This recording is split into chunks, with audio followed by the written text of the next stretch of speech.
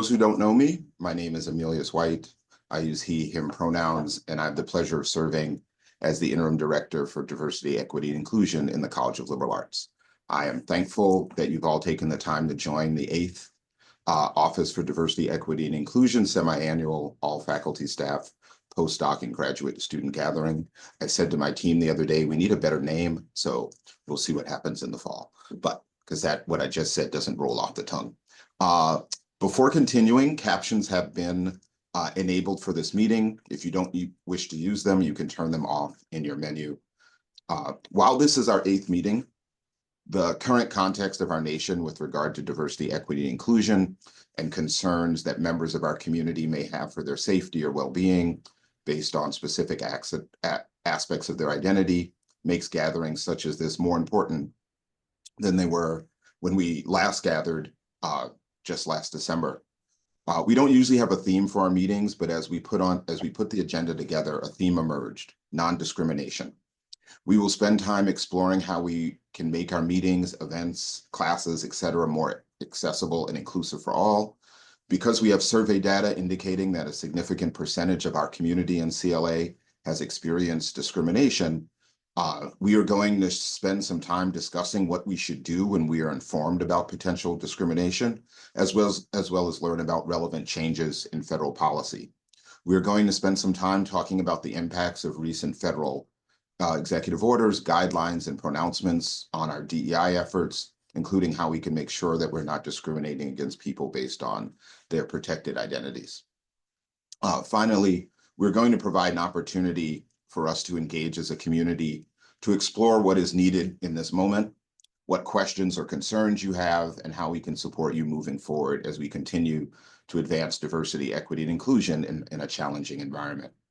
While all of the presentations today will provide an opportunity for you to ask questions, I encourage you to take advantage of our time today with, particularly with Tina Marisem, Associate VP for Equity and Diversity, and Title IX, and then Carrie Ryan Gallia, Senior Associate General Counsel. I wanted to state before continuing that as of today, at this particular time, there has been no directive to me or our office to stop any of the work that we are doing to advance diversity, equity, inclusion, and social justice within the College of Liberal Arts. In our office, we will keep doing the work with the strong support of our dean until we are told otherwise.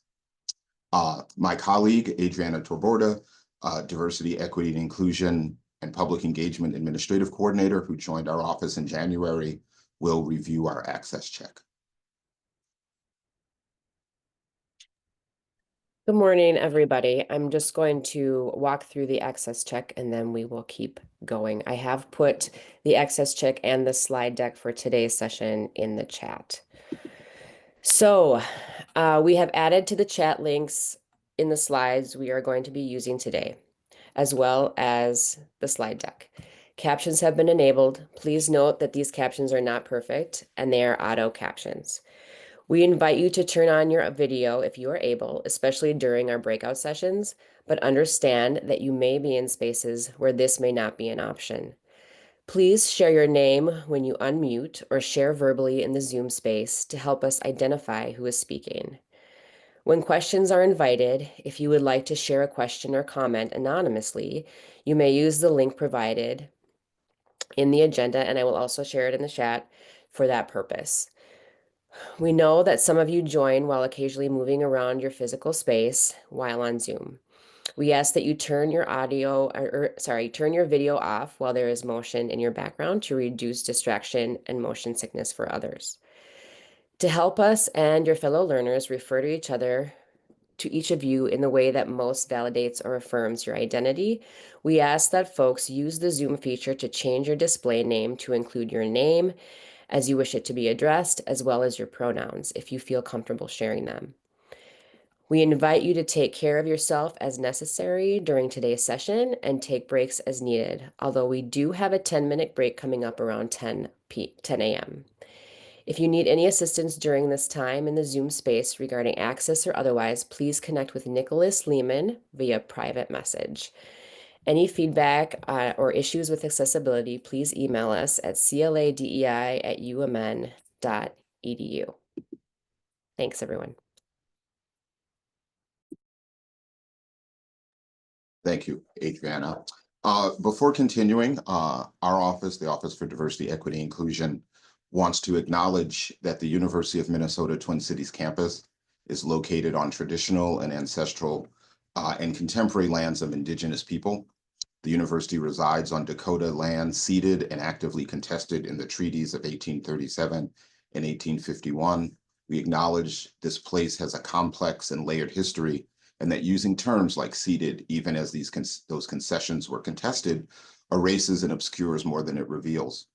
We further acknowledge that the University of Minnesota and its founding Board of Regents supported policies and practices that led to genocide, forced removal, land expropriation, and tremendous and continuous transfers of wealth while simultaneously working to undermine tribal sovereignty, Indigenous rights, and diverse ecosystems.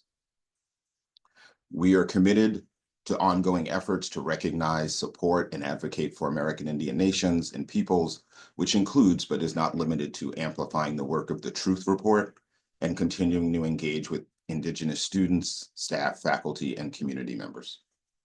I also want to share a labor acknowledgement.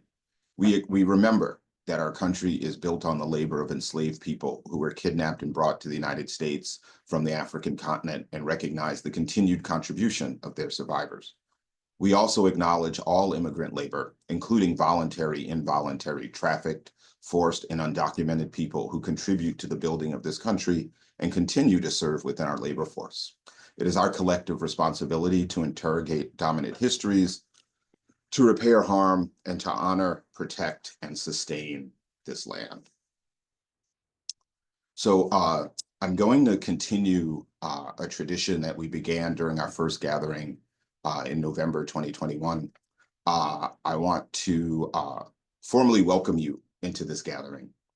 The exact origins of this radical welcome are unknown, but the original kernel might be traced to Stephanie Speller's vision and practice, with some minor additions for me, as well as some edits due to time constraints. And Nicholas, you can stop sharing the slide for a second.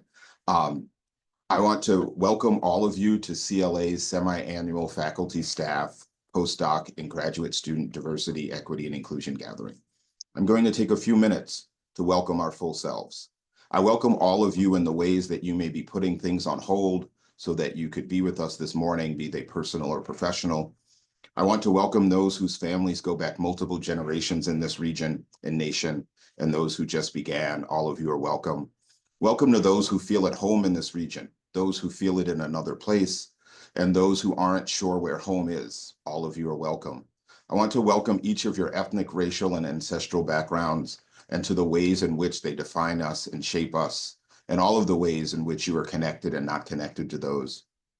Welcome to all of the gender expressions of yourselves and all of the ways that each of you expresses your sexuality. All of that is welcome here. Welcome to your religions and faiths and spiritual practices and traditions, and to those who choose not to hold a practice. And welcome to the questions and the doubts and the searching. All of that is welcome. I want to welcome you across a range of possibilities, challenges, and opportunities with regard to your senses, the way your body moves through the world, and the way you process information. Welcome to each of you across all ages. Welcome to the ways in which your numerical age speaks to your particular wisdom in this moment in time. You are welcome. Welcome to the work, paid or unpaid, that each of you does in the College of Liberal Arts at the University of Minnesota and in your community in the world. Welcome to the ways in which that work may or may not define you. Welcome to the educators in each of you and the learners in each of you. Each of you are welcome. Welcome to your minds and intellects. Welcome to your bodies, the unique container that each of you sits in, and all the forms you show up in. Welcome to all of your emotions surrounding what is happening in Gaza, in Israel, in Ukraine, and Sudan, and other nations around the world. I want to welcome your exhaustion, anger, and fear, your passion and energy for change. I want to welcome your concerns about the future of our nation and the impact that future may have on you and those who you love and those who you don't know, but whose well-being concerns you. Welcome to those who are still navigating fear and health challenges related to COVID. All of this is welcome here. Welcome to all of these parts of ourselves, what we have named and not named. We invite you to look around the screen to those who are able for those who are able, and recognize each other. Each of you is welcome. The invitation is to be here, not to escape the world and not to retreat from it, but to meet it in ourselves and each other and in what we create together. So on behalf of the Office of Diversity, Equity, and Inclusion, I want to welcome all of you and all of you to our gathering. If you'd like to unmute all of your microphones, I invite you to use your voice for the next 30 seconds to welcome each other into this shared space. Good morning. Hi, everybody. Welcome. Morning. Welcome. All of you. Good to see you. Morning. Morning. Morning, everyone. Thank you for amplifying this welcome. I'll now invite my colleague, Stephanie Gandy, Associate Director for our office, to share our agenda, our grounding assumptions, and to introduce our speakers. Thank you. All right. Thank you, everyone, again, for being here with our office. One, also just an outpouring of care and support you all have shown us these last few months. So with that, I'm going to go into our agenda and just go over those details to kind of outline our morning, and then I will go over our grounding assumptions. If I may have, yeah, perfect. Thank you, Nicholas. Okay, so here we are in the welcome and the overview of the morning. Then we'll move on to our first segment, accessible inclusive design for programming. At 10 a.m., if all goes well, on the dot, we'll have a break for 10 minutes, but it might be a little bit flexible. So starting at 10:10, we'll have a presentation responding to discrimination complaints and relevant equal opportunity and Title IX updates. This will follow with federal guidance changes related to diversity, equity, and inclusion. And then we'll end our time together starting at 11 a.m. with community discussion and final comments and appreciation from our office. But as we move into our morning, we're going to go ahead and go through our grounding assumptions. And these are practices from our office that we encourage you to take from here and apply in your teams or in your events, just as a way to kind of safeguard and encourage healthy engagement in any of your practices. So we'll start with the next slide. Oh, that's the right slide. Thanks. All right, so we acknowledge the complexity of exploring roles within majority white spaces, which are common in academia. We do not want to contribute to the heteronormativity, hypervisibility, tokenizing, or the educative labor of participants who are Black, Indigenous, and or people of color, who are economically disenfranchised, disabled or gender nonconforming, religious minorities, immigrants, or undocumented persons. We consider positionality and power in this space on multiple levels, including race, gender, including identity and expression, sexuality, religion, nationality, ability, body size, class status, higher ed positionality, etc. Next slide, please. All right, we believe that everyone has a responsibility to advance this work. We believe that social justice work must happen at the individual, socio-cultural, and institutional levels. We believe that creating space with compassion requires each person to be valued and feel valued. We believe that while vulnerability is not easy for all, when more people are willing to be vulnerable, everyone's opportunity to learn and discover increases. We believe self-reflection and individual work are critical if one wishes to advance diversity, equity, and inclusion. We believe engaging in authentic dialogue deepens understanding. We believe that individuals and organizations do grow and change. And we continue on with our expectations of our grounding assumptions. So in this time together, we expect that each of you will remember that we are gathered here to connect with others within our community by listening and sharing. This is how we grow and learn. We expect that each of you will respect each other's confidentiality, paying attention to what is yours to share and what is not. We expect that you all will speak from personal experience to help create a space where others are willing to do the same, recognizing the value in learning about the lived experiences of yourself and others. We expect you all to leave room for both and all. We expect that you all recognize that facilitators, including myself and presenters, are people too, and allow us to bring our full humanity into this space. We expect that you all recognize that your comments and behaviors may have unintended impacts, commit to owning the impact you cause regardless of your intent. We expect that you all will strive to be as fully focused and present in this experience as possible given your individual circumstances. We expect that you will make yourself vulnerable and expect vulnerability from others and understand if your vulnerability is not reciprocated. And I believe this is the final part, but we expect that you will stay engaged and understand that engagement does not require you to lean into trauma. We expect you to experience discomfort. Sometimes our meetings grapple with topics that are uncomfortable. So you may experience discomfort, but do not subject yourself to situations that produce trauma for you, and do not create situations that produce trauma for others. And finally, on this slide, we expect and accept non-closure. We're not here to solve or fix a problem or to judge anyone. All right, so moving into our first session of the day, we're very happy to welcome two amazing leaders on our campus to our session today. For this segment on accessible and inclusive design for programming, I am happy to welcome NG Hall, who is the ADA coordinator for the Office for Equity and Diversity and the Disability Resource Center, along with DM Lavoie, the academic technologist for the Office for Digital Accessibility and Academic Technology Support Services.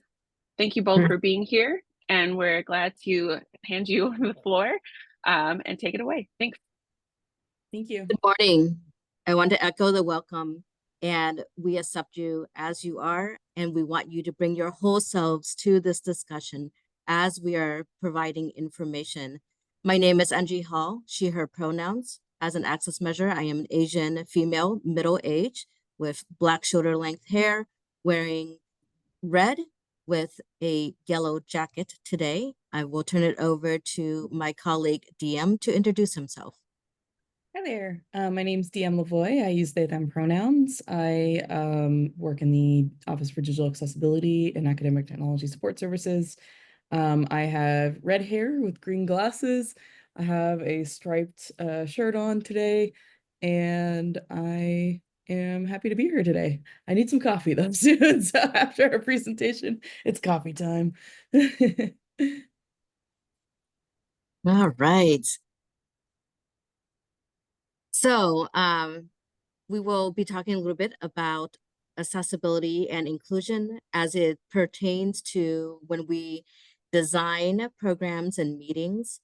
The theme is non-discrimination. So the laws such as the Americans with Disabilities Act and the Rehabilitation Act set a foundation, but we want to move beyond compliance. We recognize that disability is part of human diversity. We recognize that we can move beyond compliance to full inclusion, so everybody has an opportunity to participate. And part of that is also equitable experiences through meeting individualized needs through accommodations. Disability is both a body-mind uniqueness and how a person interacts with the world around them. It is the barriers in the environment that contribute to a disability, and not that somebody has a specific mental or physical condition that they are living with. So what does accessible mean? Accessible means that a disabled individual, like a non-disabled individual, is able to access information, engage in interactions, conduct transactions, same as a non-disabled person, and they are able to do it at the same time with independence, with privacy, and ease of use. And also important that the disabled person is included in the space through the most integrated setting, and they are equally experiencing the benefits of that program and that meeting. Next slide, inclusive design. So you likely have heard the term universal design in learning. We can apply the principles of universal design that says that when we're designing programs and meetings, take a look at how we implement for the maximum amount of participation, not tied to a specific person, but beneficial to all people. We design in such a way that, of course, we follow the standards and the recommendations, but also think about how do we design so that we remove barriers. Inclusive design takes it a step further. Inclusive design says that we are taking into account human diversity and asking us who in this space may not be able to participate or who is excluded. How is somebody who is representing the disability community or another community able to engage, and how do we design so that they can engage? And then it's designing for multiple methods for that person or people to be able to participate.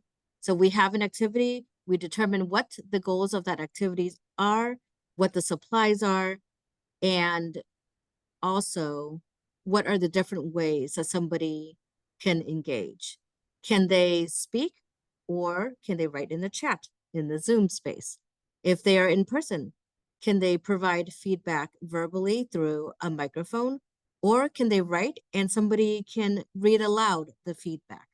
So offering multiple modes for people to be able to participate. Next slide. So one of the aspects of design when we're coordinating is space considerations. When we're taking a look at events, taking a look at how close is it to parking?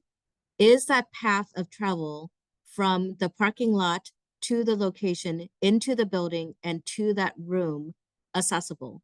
Meaning that there are no barriers, that we minimize the amount of steps, and people are able to get into the building. And if the event is being held on something other than the ground floor, are there elevators and multiple elevators for people to be able to travel and navigate to the space? The proximity of restrooms is very important, reminding people that it's okay to take a break when necessary, and that there are restrooms close, that these restrooms are non-gendered, that they are accessible to people with disabilities, are some of the features we want to offer. The layout of the room and accessible seating, so flexible seating in the space. Are there adjustable tables? Are there chairs with arms and without arms? Is the furniture arranged in such a way that somebody who may be using a mobility device or a wheelchair, can they navigate through that space? If somebody has a size difference, can they fit into the chair in relation to the table? And then the placement of items on tables. Can it be reached if somebody is shorter or if somebody is using a wheelchair? And if we are using easels for people to, for instance, write feedback, are we offering other means such as a Google Doc that somebody can also input information that way? And with the easels for providing feedback, if people are navigating throughout the space, are the easels at a height that is less than 48 inches of a reach for somebody to be able to write? Or can we put that on a table where it is easier to reach and easier for people to write onto the pads? Limiting distractions and fragrances. Many have sensitivities to fragrances. So a fragrance-free space is certainly preferred. And we can also remind folks to please be cognizant of that as they enter into a group space.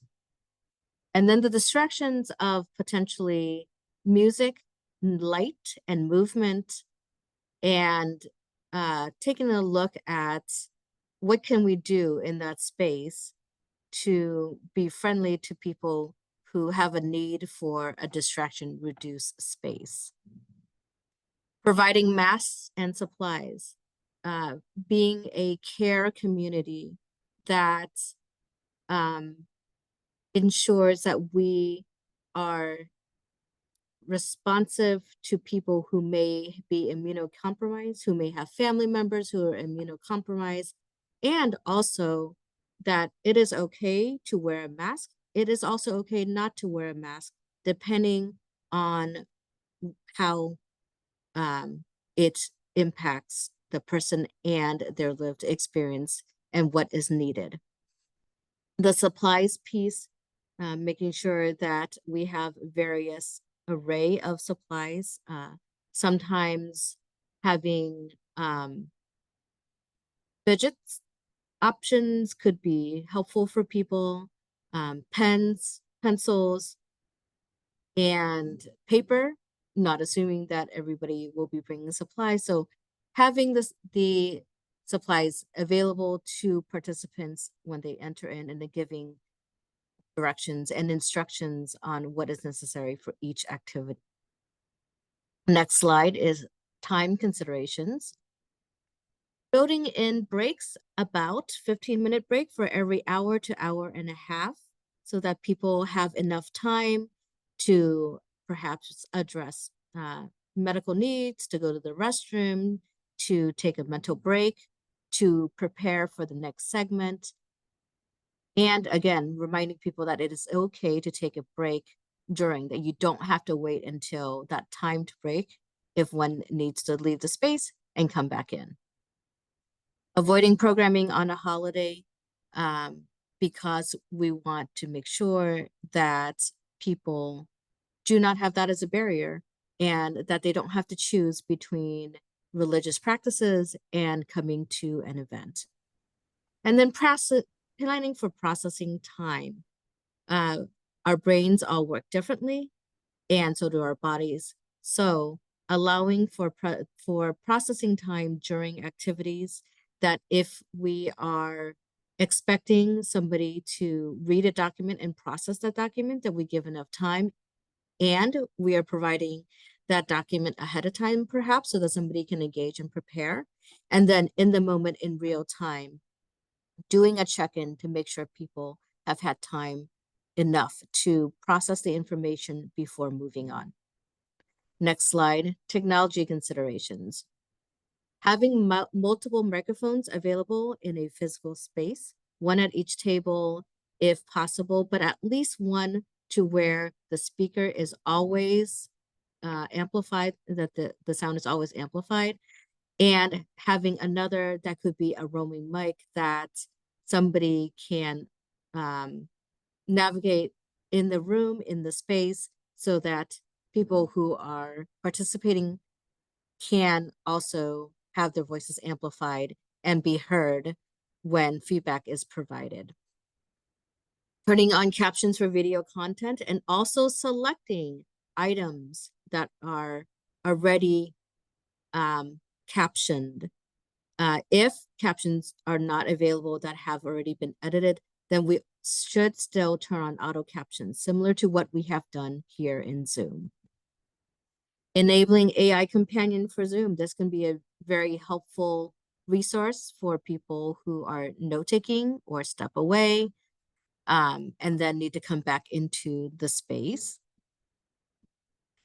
And providing agenda and other materials ahead of time, so 24 to 48 hours in advance, so that people can engage, they know what to expect. They can also ask for any additional adjustments or accommodations based on what the activities may be. And this allows for better access and inclusion. Inform participants if they need to bring a computer into that space, or maybe that it would be helpful to bring a computer into the space when it is an in-person event. I will hand it over now to DM for their part of the presentation. Thank you. Yeah, so I'm going to talk a little bit about the digital accessibility side of things, which would include any materials that you may be using within your presentation or to help promote your presentation or event when you're interacting with folks. So the 7 core skills for digital accessibility are alternative text, contrast, headings, links, lists, tables, and video and audio. Certain skills don't really pertain too much to presentation, so I won't cover things like tables and headings today, but I'll cover a few of the other ones. And first is alternative text for images. So alternative text for images is helpful to describe what's represented in an image depending on the context it's used in. People who utilize screen readers who may be blind or low vision will use a screen reader when they're interacting with digital content to read the alternative text when they encounter an image. And in the description that you write, you don't need to include image of or picture of in the edited alt text.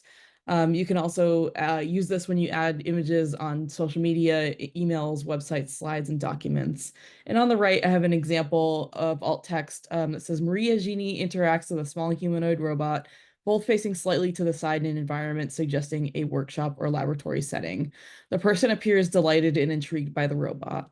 So that provides a great description of the image. You can also use this when you are presenting images as well, to just describe the image in case someone is unable to see the image. There's also a few tools out there for creating and checking alt text. There's a free image accessibility tool that can help you write descriptions if you're unsure what to write.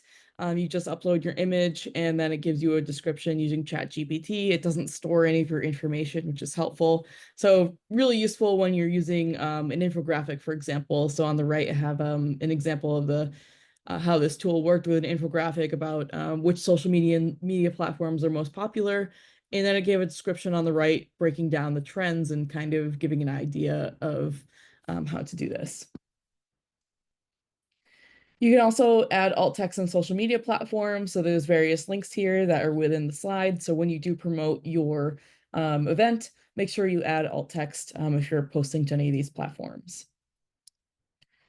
Another consideration is color contrast. So this is important for any presentations that you have, whether you are doing things promoting your event or also on slides. This makes sure that there's enough color contrast between the text and background colors. This is helpful for anyone who has low vision or color blindness. Also helpful for anyone who may be in a low light situation, seeing some glare from light, or using grayscale reading on their device in focus mode or night mode. And text must meet the 4.5 to 1 contrast ratio to meet WCAG AA. And on the right, we have two examples. One is in Valentine from Goldie Gopher. The dark red has black font on it, which is a low contrast. And the example next to it has a better contrast with yellow text with a black outline on a blue background that is much higher contrast and easier to read. There's also some tools out there that you can use to check your color contrast. So on the next slide, there are some free tools out there if you want to check your colors and see the combination. This example on the right is a grid that is 7x7, which has all of the colors within the brand guidelines, using the Accessible Brand Colors browser tool for checking the combinations. So that will show you which combinations work for the contrast ratio. Next is links. So thinking about using links to be more using concise, meaningful link text that provides information when viewed out of context. So this means not using any click here or read more, not linking to full URLs as links text, and avoid linking the full sentence. So on the right, we have some examples here of some links. So the good link text is using anything that has it'll give you an idea of where you're going when you activate that link. The bad link text on the bottom is just more of like learn more, click here, a full URL, and email us. It's really not that helpful. Also, another thing to include is if your link opens in a new window or it goes to a file type like a PDF, just include that information in the link text just so that someone knows if it is a PDF, it may open the PDF reader or prompt a download in their browser. When you're using links in social media posts, put that URL at the end of the post. Also try to use a URL shortener like z.umn.edu. And again, if you're linking to any documents or video, just add in brackets like video or PDF in the link text, just so that someone knows when they go to that link what they're actually going to be going to. And for video and audio, this is a large topic, so this is really just a brief overview here, but for video and audio content, you must include text-based alternatives so that all users can access that information. For video, this means having edited captions for dialogue and sound. Captions must be edited for grammar, spelling, and punctuation. And if you are using a video that is a pre-recorded one, make sure you have audio descriptions for on-screen actions. In case sometimes there'll be things where there's just music, but it's not really explaining what's happening on the screen.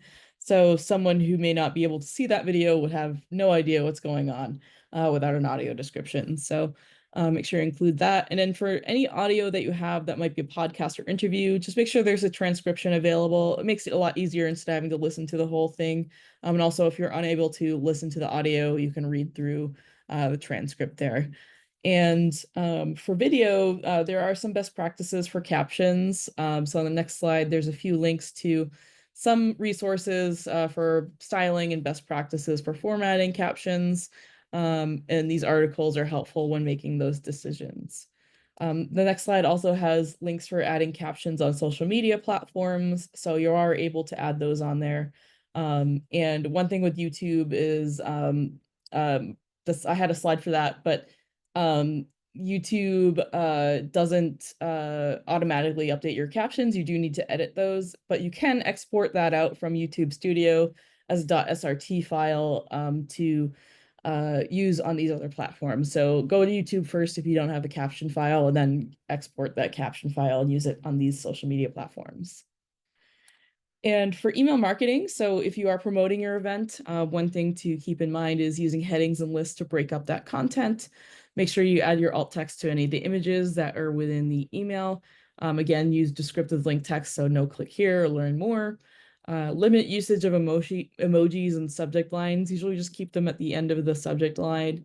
If you are using a table for layout purposes, just make sure it has role equals presentation added to it to make sure it's not going into data table reading mode for assistive technologies. And also ensure emails have a plain text version and make sure you check that formatting as well. You can also check your email template for accessibility manually using screen readers or a tool to review it. Litmus also checks email templates, and you can request a test of your email template through university relations through the form linked in the slide.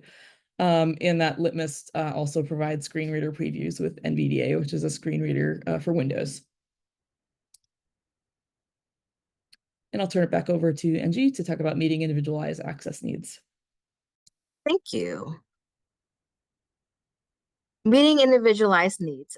Even when we design proactively for accessibility and inclusion, because of human diversity, there will be a need for individualized access needs to be met.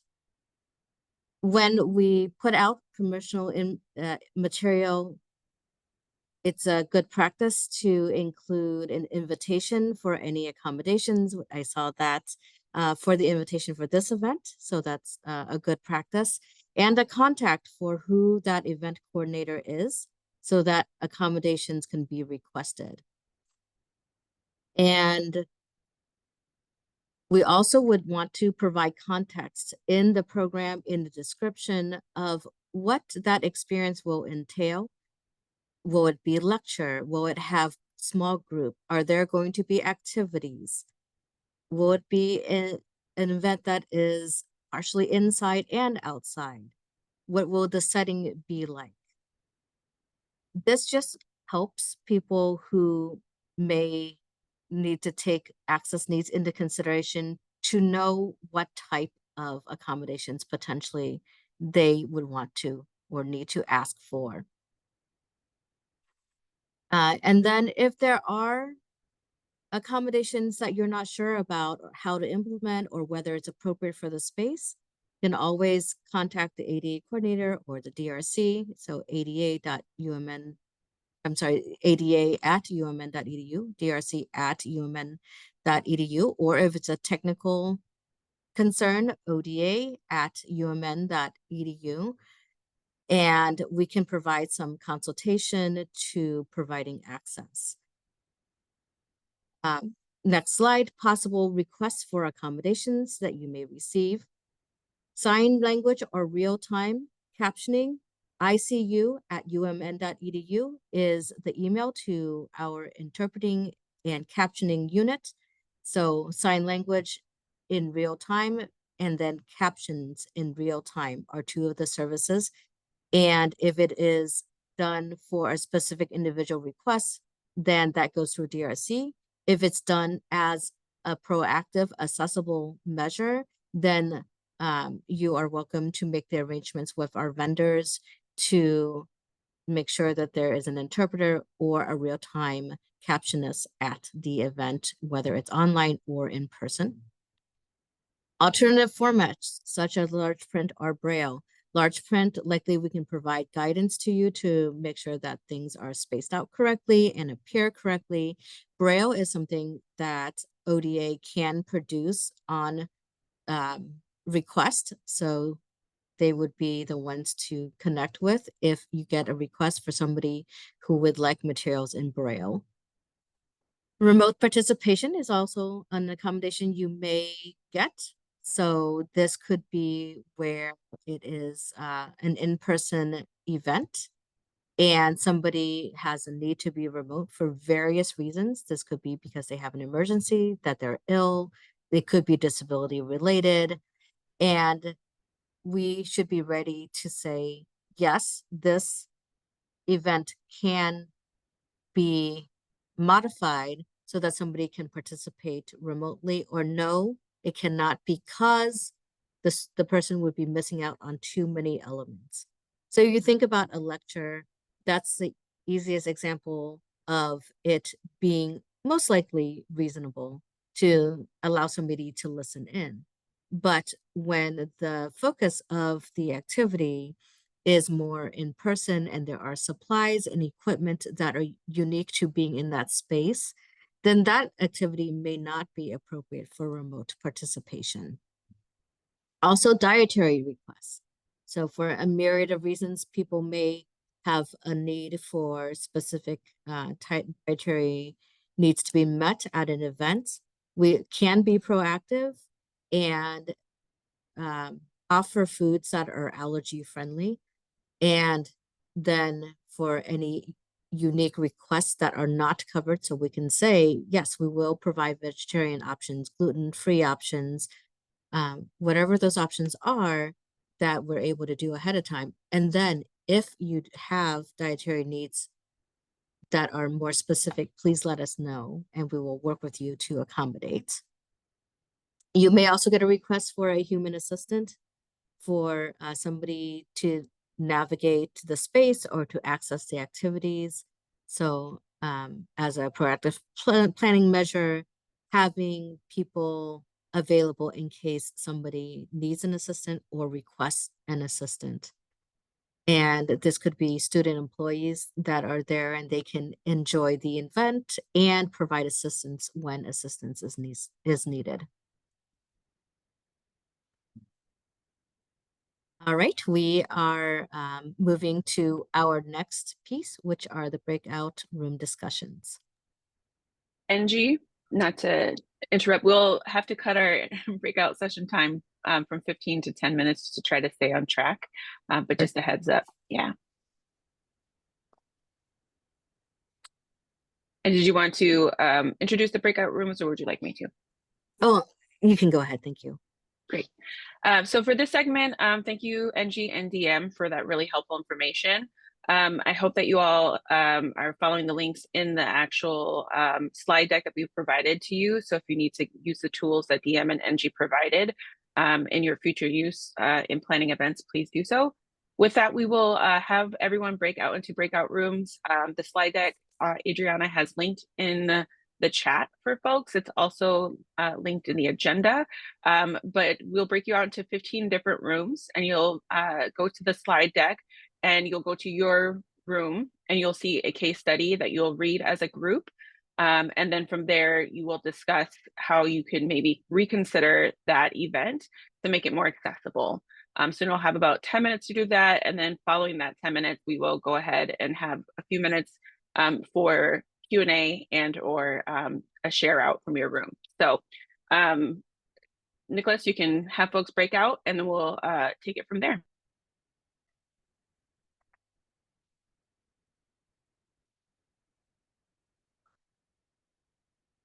And return from the break. I hope you're able to maybe get some movement in if that works for you, or get a beverage, second coffee, third coffee. Not quite sure what number we're on at this point. But welcome everybody back into our session. We'll go to the next slide, please, Nicholas. All right, so I'm happy to introduce Tina Marisam. I had the pleasure of working with her previously, and thank you for being here today to help us discuss and engage with discrimination processes and updates. Tina Marisam is the Associate Vice President in the Office for Equity and Diversity, and is also the Director of Equal Opportunity in Title IX, the office that is also held under OED. My acronyms right. So thank you, Tina, for being here. I know you have a short presentation and then time for Q&A. So we'll hand it off to you and just, yeah, thank you. Thanks, Stephanie. Good morning, everyone. It's good to see you all, and thank you to CLA for the invitation. CLA asked me to come and just talk a little bit, give a refresher on how the university responds to discrimination concerns, and also to talk about just some recent updates in the discrimination field nationally. Next slide, please. So just some background, equal opportunity in Title IX. We changed our name a couple years ago. EOT responds to system-wide reports of discrimination and related retaliation. We also respond to reports of sexual misconduct, but that's not the topic of this presentation. And we have two primary strategies that we use to respond: informal problem solving and also formal investigation processes, which I'll go into a little bit more detail on later. EOT is solely responsible for responding to discrimination reports involving employees and kind of visitors, guests, vendors, and we collaborate deeply with our system-wide student conduct offices to respond to reports of discrimination by students. Next slide, please. So the university has a Board of Regents policy and also an administrative policy that prohibits discrimination based on these protected characteristics that are listed on this slide here. Next slide, please. So what does discrimination consist of? 3 parts. First of all, we prohibit differential treatment discrimination. This is what it sounds like. This is treating someone differently in their employment or in their academics or in one of our programs or activities on the basis of their race, gender, religion, national origin, disability, or any other of those protected characteristics on the previous slide. So this may be not hiring an employee because of one of their protected characteristics. It may be paying people differentially based on race, gender, sexual orientation. It may be giving someone a performance review that's not accurate or that it is influenced by a protected identity. It may also occur in the academic realm, giving someone a worse grade, fewer mentorship opportunities, applying policies differently to a student because of a protected identity. The second type of discrimination is hostile environment discriminatory harassment. So this is a broad bucket of category that is unwelcome to the recipient, that is based on one of those protected characteristics, and that reaches a certain level of egregiousness. In that it is severe, persistent, or pervasive, objectively offensive, so that it limits someone's access to employment or the university's academic or other programs or activities. Typically, this kind of discriminatory harassment is a pattern that occurs over time. However, in some cases, it can be a one-time action that is really particularly so severe that it limits someone's equitable access to the university. And then the final type of discrimination is a failure to provide reasonable accommodations that are required to accommodate disability, religious practices or observances, and also pregnancy and related conditions. Next slide, please. So I want to say a word about reporting. I think probably you all know that employees have reporting obligations when they learn about sexual misconduct. So hopefully that is familiar to you all. Other types of discrimination are treated a little bit differently. Only university supervisors and human resources professionals who learn about possible discrimination in the course of their supervisory duties or human resources duties need to report that to the campus equal opportunity office. Other folks, non-supervisors and human resources folks who witness or learn about or experience discrimination are really strongly encouraged to contact the Campus Equal Opportunity Office, which is equal opportunity in Title IX for all employee reports, and the Student Conduct Offices for reports about students. You know, and folks are also often, oh, very nice. There, it looks like they pulled up the link to all of those contacts. I think we can go back to the slides now.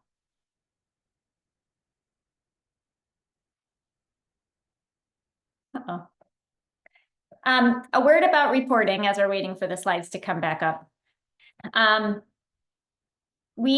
For folks who maybe want some advice, want to learn about resources, any folks who have experienced discrimination are welcome, or learned about it or witnessed it, are welcome to contact EOT just to ask questions about our processes, to talk about hypotheticals, even if they don't want to provide information about what specifically has happened, or they're not ready to do so. I think we can maybe go back one slide to the reporting slide. Thank you. I also want to mention that anonymous reports can be made through YouReport. So we have a really cool system where someone can report anonymously. They don't put in any information identifying themselves, and they get a code that allows them to log back in and communicate back and forth with our office. So if anyone makes a discrimination report through YouReport, it will come to EOT, and we will then post a response and maybe some questions in the YouReport system, and the person who's reported can check back in and, you know, engage in conversation anonymously if they would like to. I really encourage folks who have concerns but don't want to identify themselves to utilize this anonymous reporting channel. You know, there's misconduct that is happening out there. There's discriminatory conduct that we could address and hopefully prevent if we knew about. But of course, for many folks, you know, they decide not to report for a variety of reasons. But there are some cases where someone can report through YouReport without being identified, right? So if the conduct is happening in a larger group, in a classroom, someone could report it, we could address it, you know, without the reporter being identified, and that can be really useful.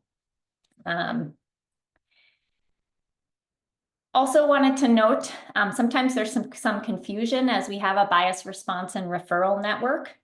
All reports that go into that bias response and referral network are forwarded either to Equal Opportunity in Title IX or the Student Conduct Office. So if you report discrimination or bias to that bias response and referral network, it will get to our office or the Student Conduct Office. A file will be created and a response will be determined. I also want to note that we encourage folks to report concerns of bias that might not rise to the level of discrimination under our policy. We are happy to address those concerns. You know, those aren't things that we would address through a formal investigation, but we have a lot of informal strategies that we can use to address concerns, lower level concerns of biased conduct that are still nevertheless harmful, in ways to hopefully prevent the conduct from happening going forward. And before we move on, I just remembered something I wanted to highlight on a previous slide, and that was the slide with our list of protected characteristics. I just wanted to highlight, oh, thank you. I just wanted to highlight that university policy prohibits discrimination on the basis of sexual orientation, gender identity, and gender expression. I know some folks may be aware of or may be following some policy changes at the federal level, where there's a new policy in the federal executive branch that there are only two sexes and that gender identity is not a meaningful basis for identification. That is not the policy at the University of Minnesota. We continue to prohibit discrimination based on gender identity and gender expression. We actually have a separate policy called Gender Equity and Access that provides additional protections, in particular for folks who are non-binary or gender expansive. And I also want to note that these same protections remain available under state law. Minnesota also prohibits prohibits discrimination based on gender identity and expression. So thank you for going back. I just wanted to make sure to get that in there. I just saw one post in the chat that I'll answer now since it's right on topic. And the question is, when people file a report anonymously, is it correct that they receive a code that allows them to log back in at a later date to track the processing of their complaint and any actions taken? And the answer is yes. And it's a really cool function. And we often have really fruitful conversations. EOT gets, anytime someone logs in or makes a comment in a kind of open case, we get that, we respond right away. It also allows us to kind of ask questions to get further information that helps us respond. So I really recommend that function. All right, so what do we do at EOT when we receive a discrimination concern? We have two main strategies that we use to respond. The first, of course, is formal investigations.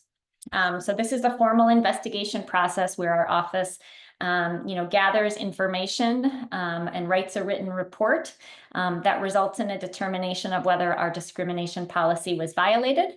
And this is the process that can result in disciplinary action. We incorporate a lot of procedural fairness protections in our investigations. We provide lots of written information to be transparent. We provide formal notice to both parties of what's happening. Folks can bring advisors with them to all of their meetings with EOT. We're willing to meet with folks for as many meetings and as long as it takes for them to share the information they have. Before completing the investigation, we provide both parties with a summary of all the evidence we've gathered, because we want to make sure we get it right and give folks a chance to say, nope, that's not exactly what I said, or you missed some information here, or there's something else you should consider.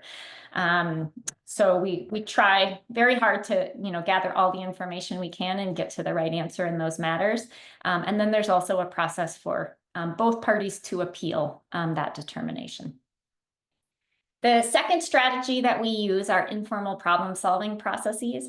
And I would say that we use these processes in the vast, vast majority of the cases that we get. Informal problem-solving processes are just a bunch of strategies that are really tailored to the concerns in question and to what the individual who's come to our office seeking assistance is hoping to accomplish. They're aiming at making sure we're providing support for the person who's been harmed and trying to make sure that conduct that is harmful and biased and discriminatory potentially does not reoccur. These processes don't result in a determination of whether discrimination occurred under our policy. They also don't result in disciplinary action. What can these consist of? It depends. Usually gathering some information about what happened. Sometimes that is what the person who has come to our office is looking for. They're not sure if a decision was based on their identity or on other factors, and sometimes gathering some information can just be helpful to resolve the concern. We also have non-disciplinary accountability measures. We may share information about a concern with supervisors and HR. We can determine whether the other similar concerns have been raised. We can provide kind of coaching, expectation setting, written letters of expectations to folks. We can provide recommendations to supervisors to monitor the situation, to check in, to make sure things haven't recurred. We can provide education, etc.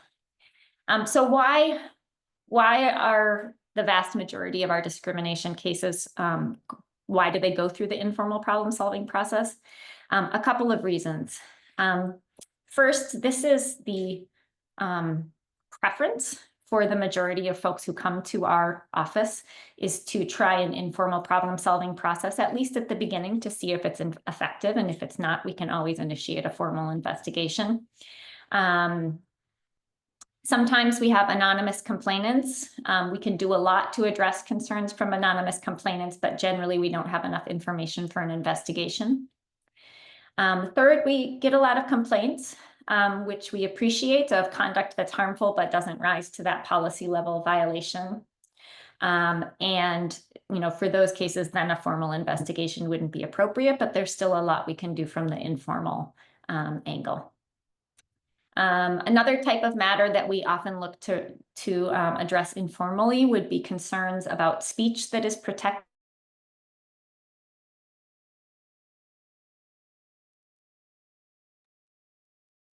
Tina, I think we lost connection really quick there.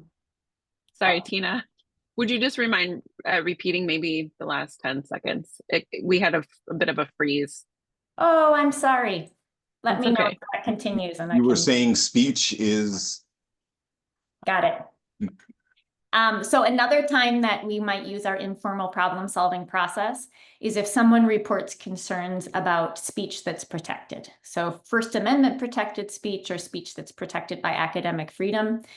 In those cases, an investigation or discipline is not appropriate, but there may be a lot of room to, at a minimum, share with the person who engaged in the speech the impact that it had on community members, which can be which we have found can be very useful. All right, next slide, please. So I'll just address quickly before we move on a question in the chat. How are supervisors to address possible discriminatory actions by graduate students who are graduate assistants? And the accused behavior is with graduate students and their graduate peers, whether it's through Equal Opportunity in Title IX or the Offices for Community Standards or both. If the concern is about conduct that a graduate student is engaging in toward graduate student peers outside of the context of their graduate assistant employment, it would typically go through the student conduct, like the Office for Community Standards on the Twin Cities campus. There's often a lot of overlap between those two roles of graduate assistant and graduate student. In those cases, we work closely with the Student Conduct Office, and typically EOT would take the entirety of that matter so that it's more clear. You can always reach out to either of our offices and we'll work to get you to the right place. Okay, it looks like I have about a few minutes left. I just want to give a quick update about Title VI because there has been a ton of activity in the Title VI space in recent months. Next slide, please. So I'm sure most of you are familiar with Title IX, which prohibits sex discrimination in education. Title VI prohibits discrimination on the basis of race, color, or national origin by recipients of federal financial assistance, such as universities who receive federal funds. Under Title VI, the university needs to take reasonable steps to eliminate any hostile environment that's on the basis of race, color, or national origin. I want to note that national origin has been interpreted as including shared ancestry or ethnic characteristics, which include, among other things, Jewish, Palestinian, Muslim, Arab, South Asian ancestry or ethnic characteristics, and also citizenship or residency in a country with a dominant religion or distinct religious identities.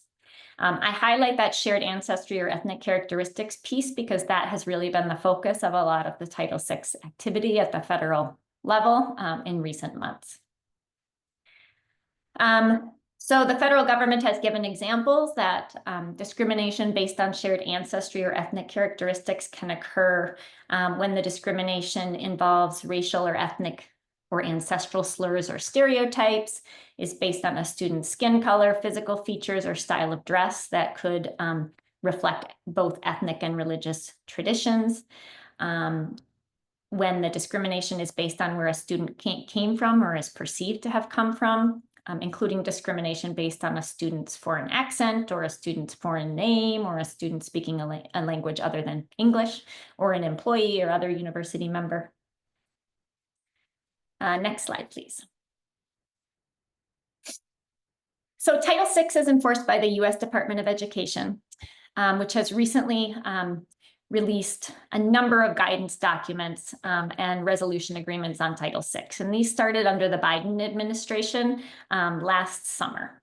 So over the summer and fall, the Biden administration Office for Civil Rights published many really significant resolution agreements with other institutions, which are agreements that result from a complaint about an institution that the institution agrees to resolve with the federal government.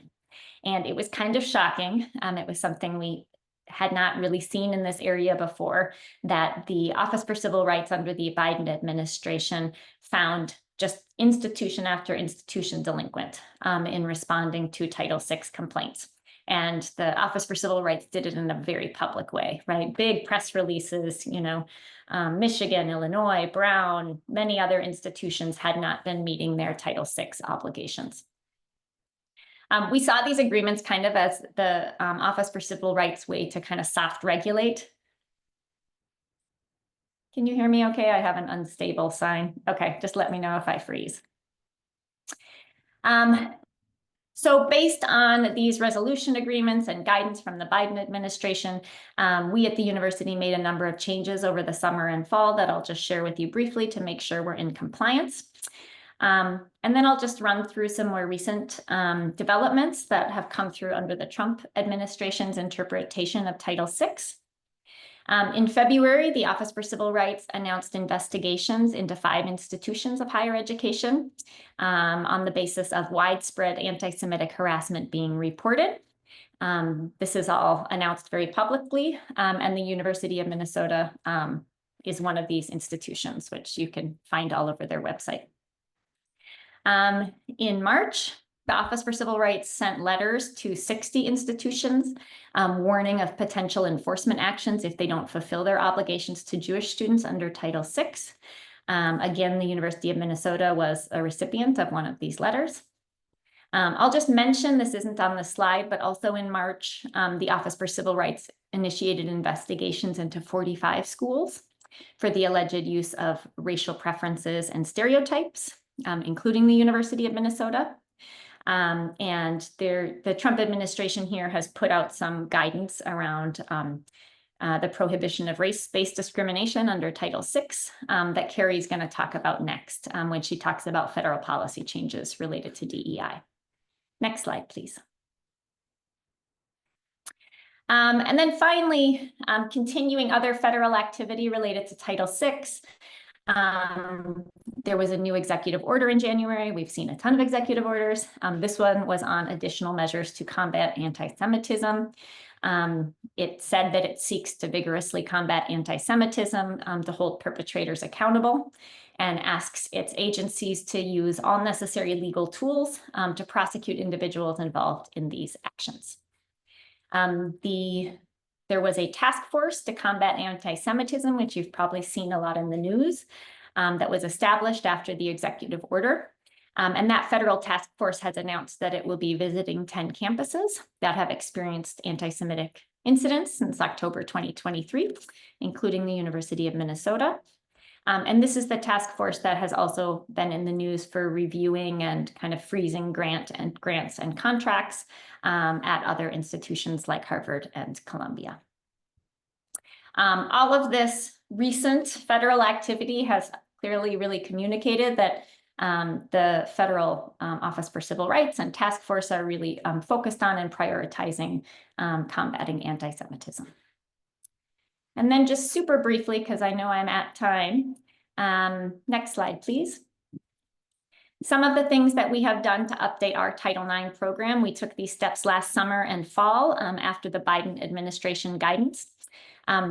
First of all, in the first bullet, previously we had concerns of discrimination coming into many offices at the university: housing, bias response teams, student conduct offices, EOT, and the federal government really wanted us to have one office that has its eyes on all complaints. So that is equal opportunity in Title IX, and we have a new protocol to make sure that we are seeing all complaints that come in system-wide to any of those channels. We also have a new framework to make sure that we are making a written assessment of every single Title VI report that comes in. Next slide. And that we are addressing that Title VI hostile environment in ways that the government is requiring. One of the big developments here is that the federal government has made very clear that we need to take steps to prevent a hostile environment from occurring, even when that hostile environment is being created by protected speech.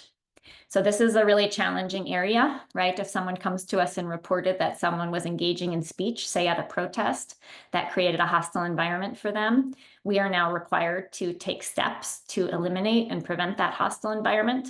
But we also, of course, cannot prohibit or censor or discipline that speech, which is protected activity.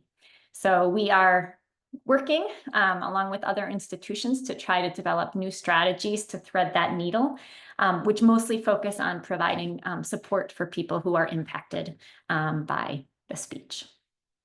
And then we were also, providing training on these new Title VI obligations to key stakeholders at the university. So I will stop there. I'm sorry, I went a couple minutes over. Thank you, Tina. I think, we have Carrie that's set to follow. We did have one question in the chat. And if other folks have questions, we can also forward them on to get clarification and try to follow up with those, just because I know there's a little bit of a time crunch, as we normally have in our meetings and sessions. So I think Dirk asked when the task force might be visiting the U, or is that information available at all for this group? I do not have that information. I do not know. Okay, thank you. One other question, do we have access to the complaints as related to Title VI? The federal government published the names of institutions who they were initiating investigations into, but they have not published the actual complaints. So I don't think there's public access to those. And then there's a question from Patricia. I don't know if you saw it right before. That one was taken care of. Oh, I thought, okay. right? Was that, did you, No. you answered that in real time, right? Yep. Okay, great. Oh, okay. Sorry about that. Okay. Thank you again, Tina. I know y'all are under a lot of pressure and there's a lot going on. So thank you so much for your work, and also taking time out of that work to come speak at our session here today. And I think if we have any other questions that come up, we'll try to just be in contact with you. But thanks for your presentation and all the information that you provided. So we'll go ahead and, the information is on the website or on the slide right now if folks need to get in contact with EOT. From there, I will go ahead and pass the torch to our next presenter. I think the next slide, please, Nicholas. Okay, great. So we're moving on to our segment of our meeting regarding federal guidance changes related to diversity, equity, inclusion. I'm so grateful to welcome Carrie Ryan Gallia with us, who is a Senior Associate General Counsel with the University of Minnesota, kind of giving us updates about the things that we're seeing, our headlines, and all the kind of rapid changes that we're facing. So Carrie, I will go ahead and pass it to you, and then we'll kind of take it from there. Thank you. Thank you, Stephanie, and thanks everyone for having me today. I'm going to start by answering the question Tina couldn't answer about do we know when the task force will be visiting the U of M? And the answer to that is we do not know. We haven't heard any follow-up from the task force from when we got the initial notification. So, but let's go to the topic at hand. Can we go to the next slide? So I'm going to talk through a few topics here. I'm going to talk about what the existing legal framework is for anti-discrimination law, and then highlight the DEI-related executive orders. People have probably heard that there was a Dear Colleague letter issued, which is basically sharing guidance from the Department of Education. So I'll talk about that a little bit, and then I'll give folks some guidance for our own work going forward. Next slide. So this is sort of the legal landscape that we are living under today. Right now, it is not legal to discriminate against folks based on race, color, or national origin. And as Tina mentioned, that includes shared ancestry or ethnic characteristics. And that's embodied in the Equal Protection Clause of the 14th Amendment of the US Constitution. So it's foundational law for our country. And then it's also re-articulated in Title VI of the Civil Rights Act of 1964. As a recipient of federal funds, the university needs to follow Title VI.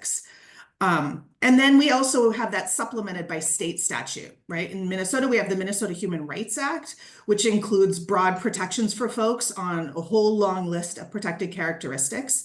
And these are the same protected characteristics that we see embodied in university policy as well. Next slide. So these laws in general, and this is true from before the recent federal guidance, they generally prohibit the university from creating programs where participation is only available to individuals with a protected identity or that offer a benefit to people based on a protected identity. And benefits are interpreted pretty broadly under the law. So things like scholarships, grants, mentorship, things that have sort of a material value to someone. So for example, it's not permissible at the University of Minnesota to have a scholarship that's only available to women, or to have a scholarship that's only available to people who have a certain racial or ethnic identity. And recent law, most recently, a Supreme Court case that was decided in June of 2023 called Students for Fair Admissions versus Harvard, which was the case that sort of is popularly known as the one that struck down affirmative action. For us lawyers, we talk about it as the case that eliminated the concept of race-conscious admissions practices in higher education. And that case clarified that it's also not permissible to consider somebody's identity when determining participation. So, right, you can't even give somebody preference or a plus factor based on their racial or ethnic identity when determining admissions decisions and allowing participation in programs. Next slide. So that's sort of the landscape against which this new federal guidance has come out. I wanted to start by making sure we're all on the same page as to what an executive order is, because the biggest way these federal changes are being introduced at this point is through executive orders. We saw these orders come out on January 20th, on the day of the administration. President Trump came in very ready to sign some of these executive orders, and they've continued to issue all the way up to the present.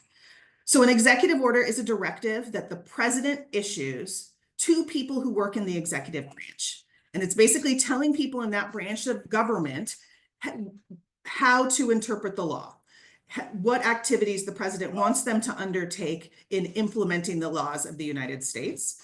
They're a way for the president to exercise authority that the president already has under the Constitution or the law.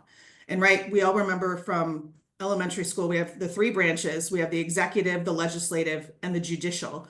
So what an executive order cannot do is create new law, because that's the job of the legislative branch.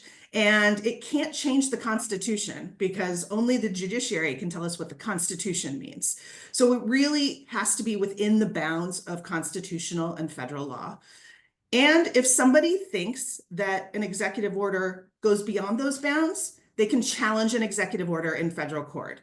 And so we're seeing that daily. You may hear about injunctions, things that go into place and suddenly they're taken out of place. So we're seeing sort of commensurate with how many executive orders we're seeing a ton of litigation as well, trying to enjoin the implementation of these executive orders. Next slide. So I'm going to talk about three particular executive orders today. I do want to flag that our deadline for turning in our slides for this presentation was Tuesday. And on Wednesday of this week, the Trump administration introduced 7 new executive orders. So if I have time, I'll highlight those that apply to higher education if we have time.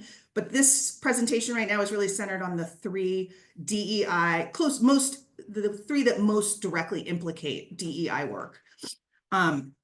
So this one is called Ending Illegal Discrimination and Restoring Merit-Based Opportunity. I will say that all of the executive orders have they have these lofty titles that don't necessarily indicate what they say inside. So you have to sort of look beyond the title to see what they're really after.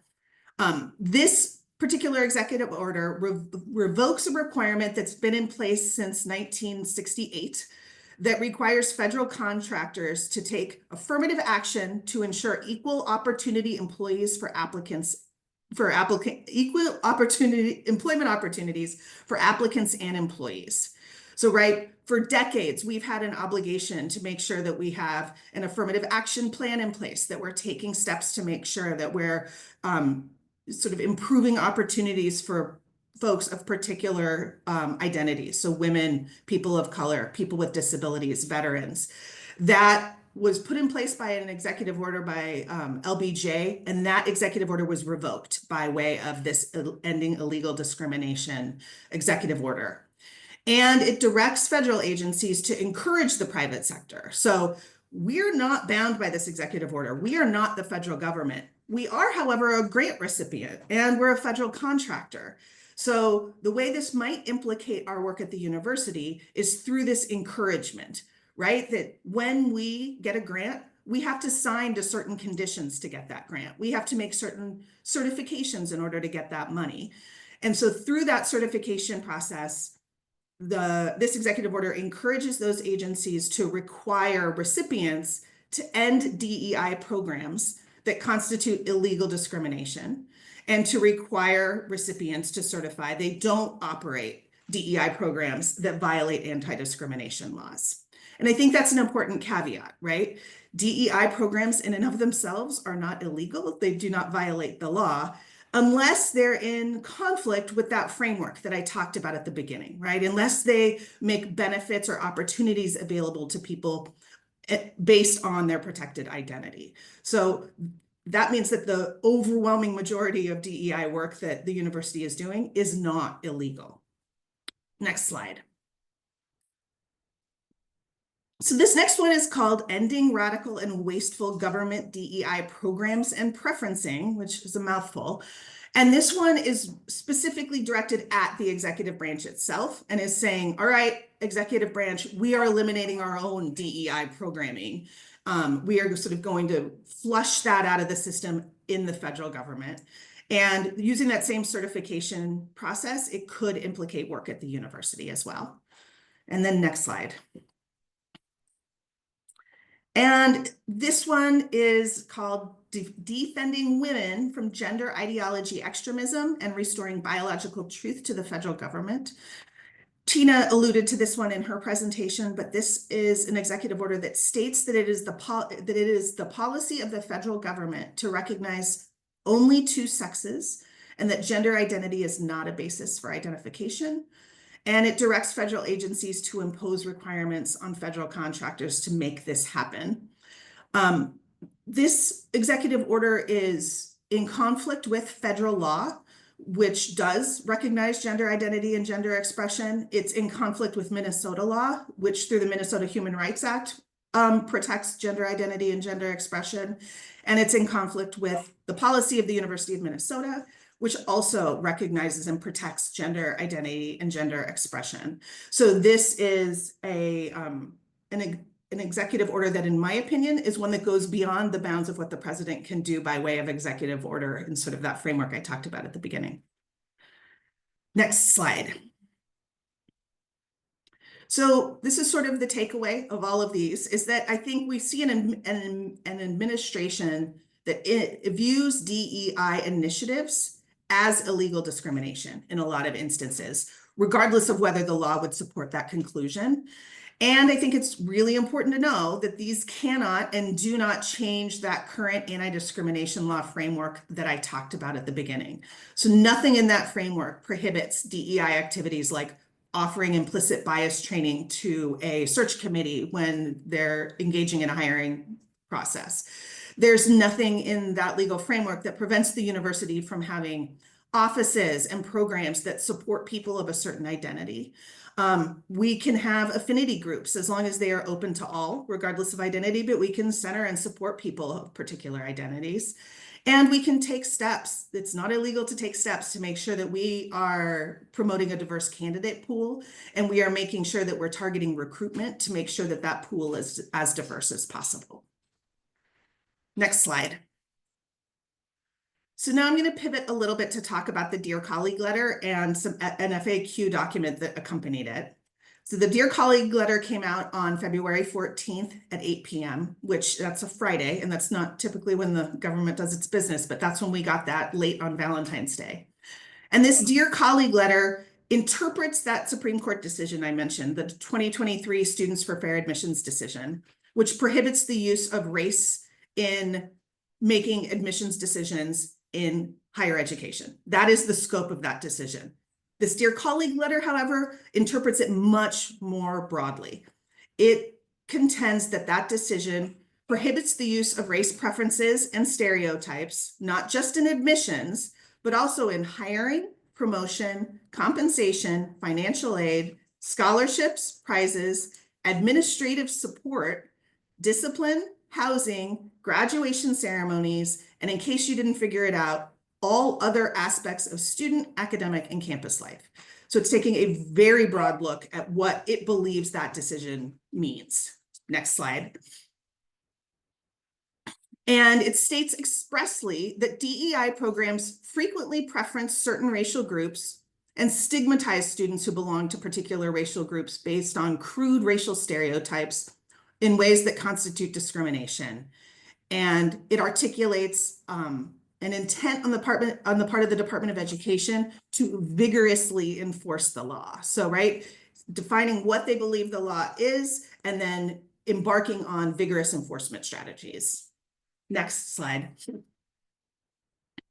So the letter and the FAQs also sort of identify kinds of programs that might be vulnerable to this vigorous enforcement, right? So programs that rely on racial stereotypes, and this concept of racial stereotypes is part of that Students for Fair Admissions decision. One of the reasons the Supreme Court held that it's not permissible to preference people based on race in an admissions process is because they contend that if you preference somebody based on their race, you are treating that race stereotypically. You are making an assumption that people of a certain race have a certain viewpoint or bring a particular kind of diversity to a room, and that's stereotyping, which is impermissible under the Constitution. So if a DEI program employs racial stereotypes in its work, that would be considered vulnerable to a challenge. Any actions on the part of a school that sponsor or even endorse separation based on race. And the way I think we would see this most likely would be in something like an affinity group space that is not open to all regardless of identity, but that really is a closed affinity group. That would not be permissible under the law. Programs that discourage an individual of a certain race from participating, or programs that pressure individuals to take certain positions on racially charged issues. So this is the kind of scope of what they're talking about in the Dear Colleague letter. Next slide, please. So this is sort of the takeaway. At the end of the day, I think it's important to make clear that, and I think we've heard it from President Cunningham, and this is actually also lines up with legal advice that we've been giving. The university, it's important to continue to offer and support DEI programming and other programming that centers inclusion and belonging. And it is currently permissible under the law to offer training on DEI related issues, to spend time in this space together that we're doing this morning, to host affinity groups and living learning communities, to take efforts to improve our campus climate. And in fact, I would say we're legally obligated to take steps to improve our campus climate, to have programs and offices that support individuals from historically underrepresented communities. But what we have to become really committed to doing and comfortable doing are making sure that we're always making sure that our programs at the University of Minnesota are open to all, regardless of identity. And that has to, ideally should be articulated out loud. It should accompany the advertising and promotion materials that go with any programs and events. There shouldn't be any gatekeeping at events that would prevent people from participating based on their identity. And I think that's also in the spirit of a big public university as well, that our offerings should be open to all. And that's still permissible under the framework that we have today. I do sort of these days, I know there's plenty of friendly faces in the room today, so some of you may have heard me say this. I always feel like I sort of have to time and date stamp any of my advice, given how volatile the current climate is, and things are changing all the time. We're getting things, there was actually a decision yesterday in a court out of Maryland that for certain groups enjoined the enforcement of the Dear Colleague letter. So it's changing constantly, but as of now, this is good, solid advice that lines up with federal, state anti-discrimination law and university policy. So I think that might be my last slide. No, I have more guidance for everybody. Okay, so I actually said all of this before, not really realizing I had another slide. So that's basically just reiterating, state affirmatively that your work is open to all, and don't bar anybody from participation. So I'm going to take 2 minutes to talk through, just highlight the last couple executive orders that came out this week, and then I think we have some time for some questions. So one executive order came out this week about accreditation for higher education institutions, and it directs accreditors to impose certain conditions on colleges and universities to be reaccredited. And that includes not considering race or sex when measuring improvement in student outcomes.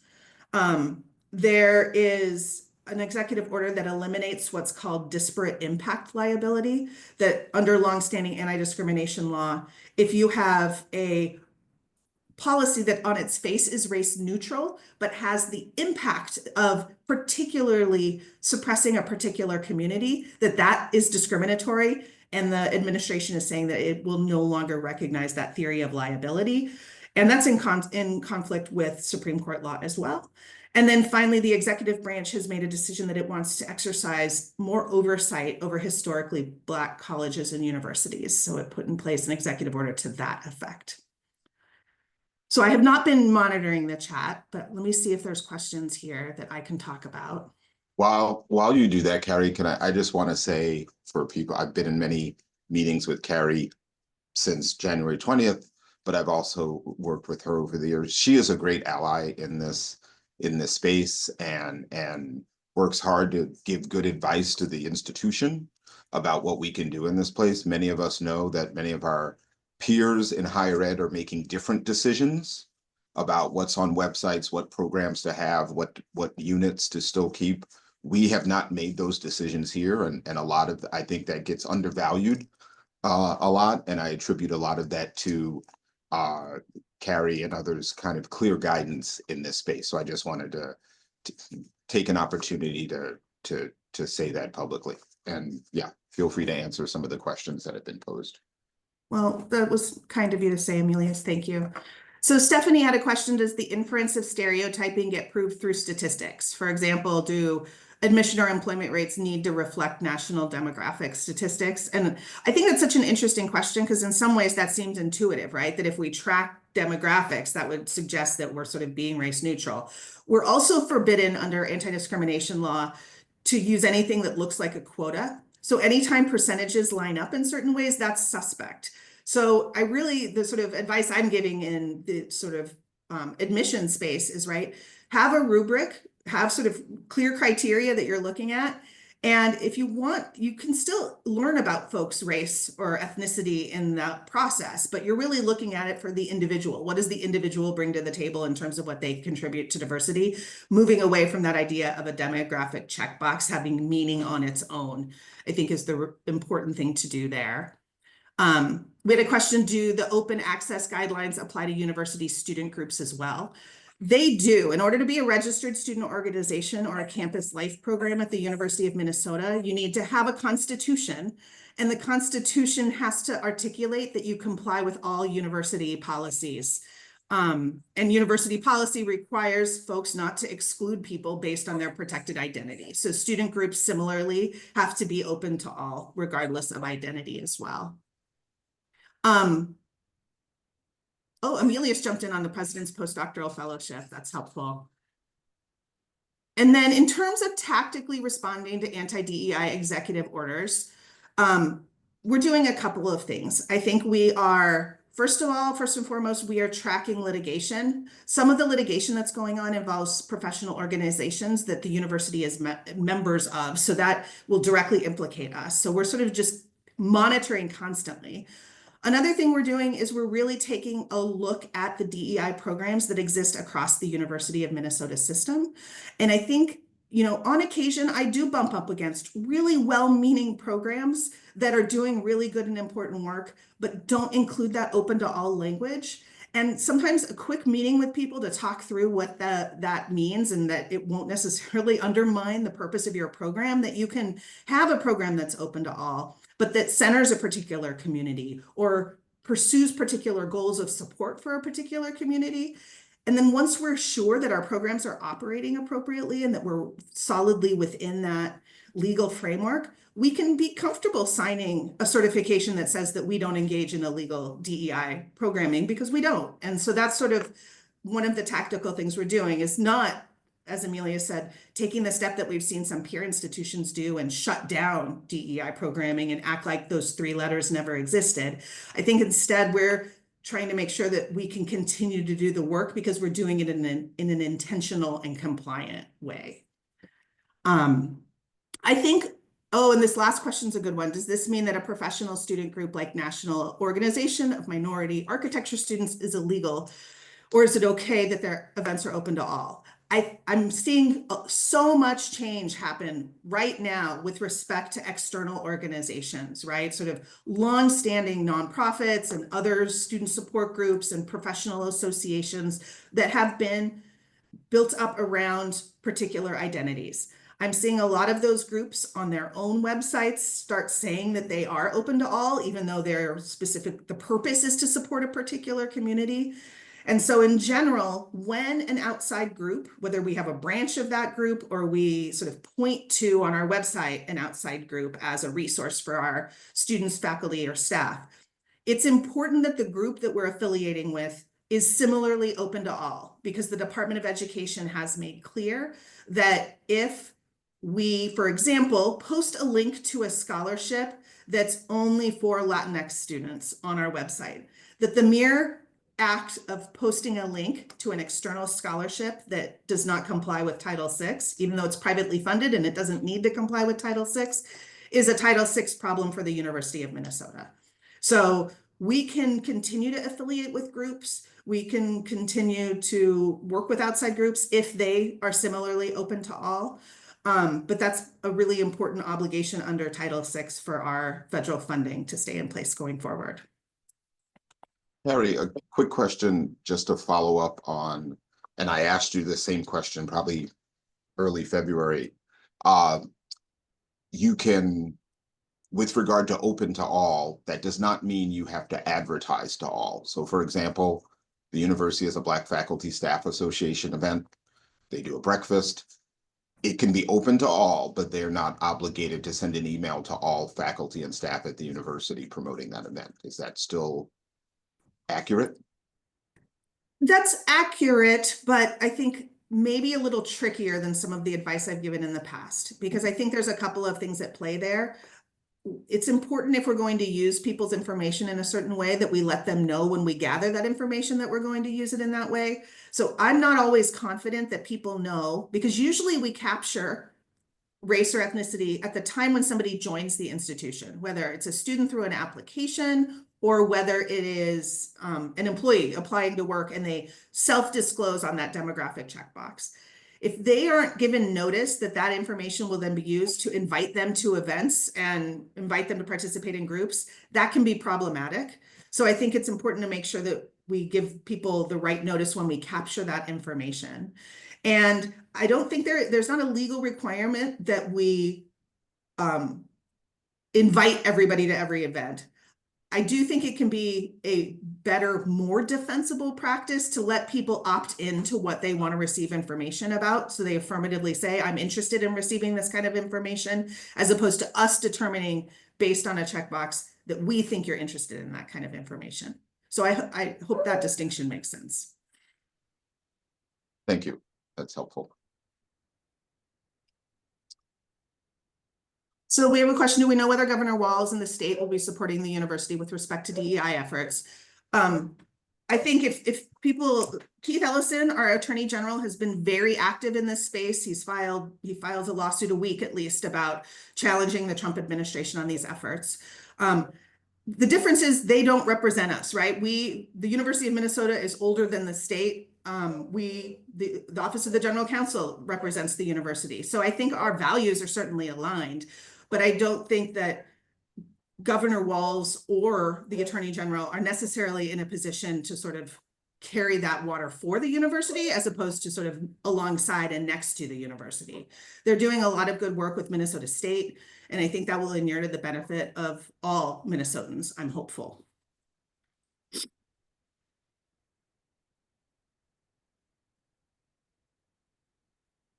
I think this is a good question. In my unit, we send a listserv that promotes a range of events that may be of interest to our readers, but we are not the sponsors of them. Do we need to add the open to all language at the end of each individual event we're promoting? In an ideal world, yes, every time you're promoting an event, and it doesn't have to be every event, and they don't necessarily have to be open to all. I think this is an important point, right? It's protected identities where things get tricky. So you can have an event that's only for undergraduate students, or you can have an event that's only for first generation people. There are things that are not protected characteristics, and we can close events on those basis if we think there's a good reason for doing so. But if it is something that is aligned with a protected characteristic, it's the kind of event that, you know, we're wanting to sort of support women in business, for example. It'll be open to all because anybody can play a role in supporting women in business. But that would be the kind of event where it's important to make clear that it is open to all. And ideally on any communication surrounding that event, we would be able to see that open to all language.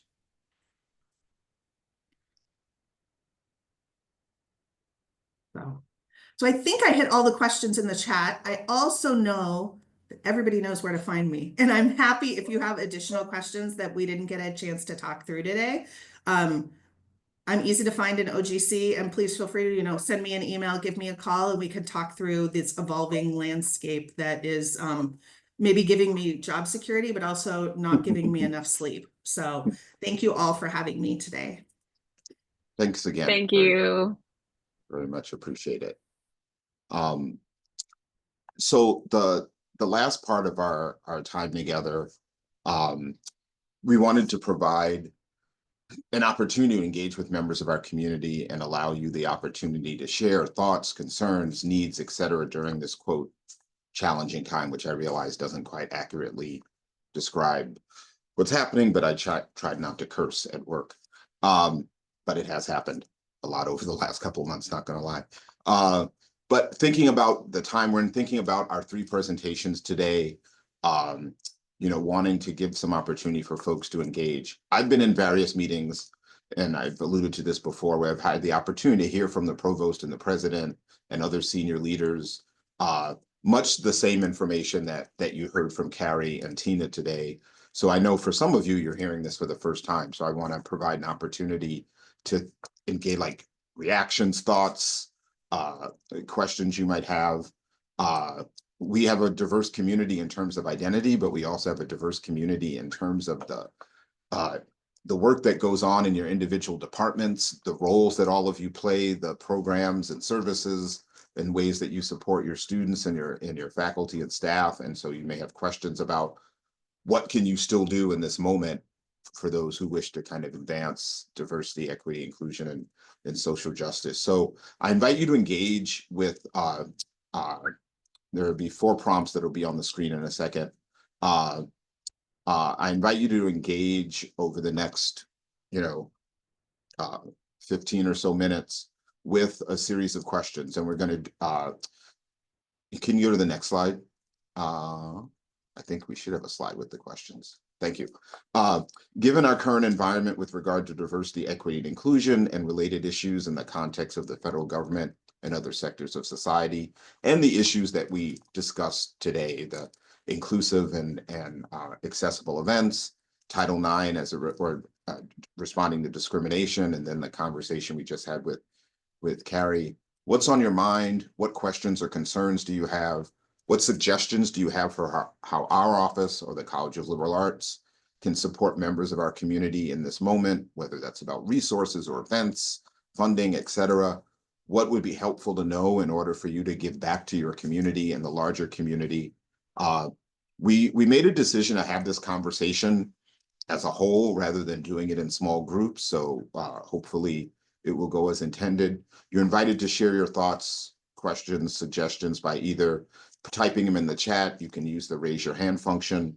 If there's a question that gets posed and we can't really answer it, we will, I commit to finding an answer for you. We'll keep track of who asked the question and get back to you. If you want to ask a question but don't want to be attached to it, you can post it. You can send me a direct message or one of my colleagues. I'll remind folks of our grounding assumptions that were shared at the beginning of the meeting about how we want to engage when we come together. And lastly, this portion of our event will not be recorded. So just wanted folks to say that. So with that, uh, what's on your minds, and all the ways that each of you supports our work with regard to diversity, equity, inclusion, and public engagement, which we don't often talk about as much in these meetings as we should, but is also part of our office's charge. At this particular moment in our history, I'm blessed to be able to come to work every day and help to lead with others on these issues during a time when at our peer institutions, our office wouldn't exist. Thank you for all the folks who presented today. Thank you, Angie and DM and Tina and Carrie. Thank you, Stephanie and Adriana, for a lot of the work to get stuff out and slide decks. Thanks, Nicholas from Lattice, for tech support. Our office will be hosting a series of listening sessions in the next 2 weeks about community engagement, with, again, in the context of our current environment. And so I would encourage those who are interested to sign up for those. I think there's a slide about that, but that's fine. To everyone who's wrapping up your semesters in a couple of weeks, best of luck. And then I hope all of you, despite all that's happening, have some time this summer to engage in whatever brings you joy. So stay safe, well, and perhaps most important, hopeful. Take care. And thanks for being here today. Thank you, everyone. Have a good weekend. Happy